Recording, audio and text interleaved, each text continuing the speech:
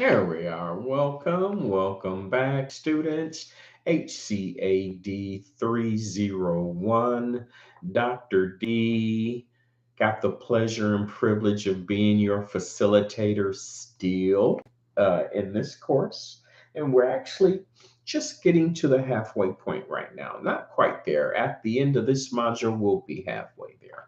But I do want to thank you for all of the hard work that you've put in modules 1 through 3, also known as weeks 1 through 3. And here we are on week 4, financing the U.S.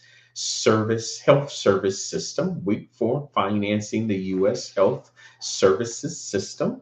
Again, starting to kind of roll up our scholarly sleeves, if you will, and start to get into some real core issues as it relates to cost in week 3, now financing in week 4. These are core uh, topics that you really need to understand uh, as a major with healthcare administration and health services, because it builds the foundation for the next level that you're going to go to. And that's, of course, the master's level, and then running specific departments and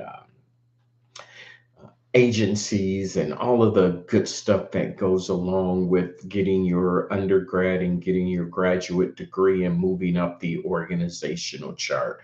But in order to be the most effective manager and leader within the healthcare space, you gotta understand healthcare financing. You gotta understand the drivers of cost. You've gotta understand the third party payer system. You've got to understand the reimbursement and revenue cycle within healthcare. Without that, impossible for you to be an effective manager. So please walk away from this course with an increased skill set and knowledge that you did not have before the course started. And if you can do that, you'll be well on your way to building a good foundation so you can begin to understand the complexities of these topics. Okay.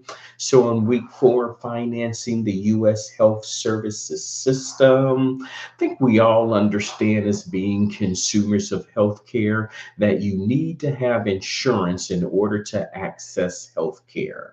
Of course, that is what government reform was all about in the passage of the Patient Protection and Accountable Care Act. It was about providing insurance for uninsured. Most of us get insurance from either the government or from commercial plans that are offered by our employers.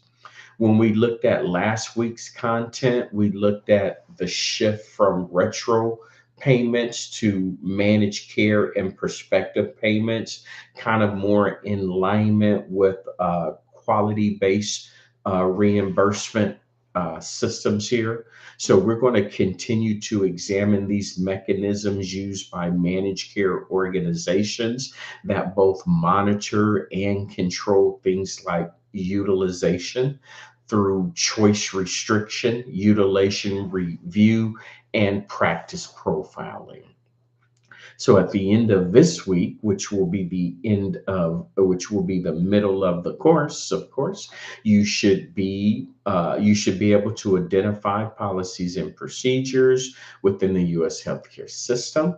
You should be able to examine the principles for planning, managing, and evaluating healthcare policies and programs, and then finally analyze healthcare policies and develop strategies for maintaining quality, safety, and value within these same healthcare programs.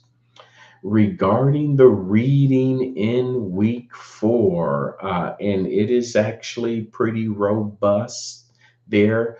You've got the United States healthcare system overview, driving forces, and outlook for the future, chapters 8 and chapters 13 in that text.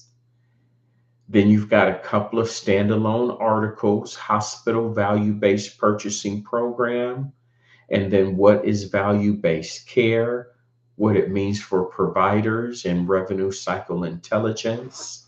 And then finally, what is paid for performance in healthcare? I'm going to always encourage you to do the reading, read every word of every chapter, every word of every handout. You've got your built in lecture that's integrated directly into the online classroom. You do have a couple PowerPoints here for chapter 8 and chapter 13, but I want to stress that reviewing the PowerPoints is not a substitute for the reading. So please read the chapter text word for word. And when you do get to the PowerPoint presentations, it's more of a review, but it's not a substitute. Remember, if you want to get that tacit knowledge, that true transfer of knowledge that you decided to go back to school and get your degree so you can get that tacit knowledge, so you can be the recipient of the transfer of knowledge, it happens in the reading. So please read those textbooks.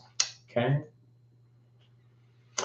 You have a discussion board posting here, and in that discussion board posting, we're really going to identify some methods of paying for healthcare services, and you're going to determine how that method impacts the delivery of healthcare, and then maybe some of the limitations behind the methods. And then, of course, you have your midterm exam. The midterm exam is due on June 2nd at 11:59. It is worth 15 points. You will only have one attempt at the final, excuse me, you will only have one attempt at the midterm exam, and then you've got a 45-minute time frame. So again, 15 questions, 15 points, one attempt, 45 seconds. Excuse me, 45 minutes. Okay, that's it for week 4. No one's really reaching out to me for office hours, so I would imagine you're doing just fine. However, the invitation is on the table.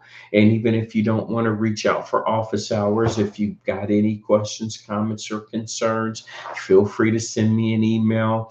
I like to respond to emails within 24 hours, no later than 48 hours. And when I'm really doing good and being efficient, I can return that email in the same day, and who knows, maybe within a couple of hours. So keep up the good work, everyone. Good luck on the midterm exam, and I look forward to seeing you on the second half of the course in week 5.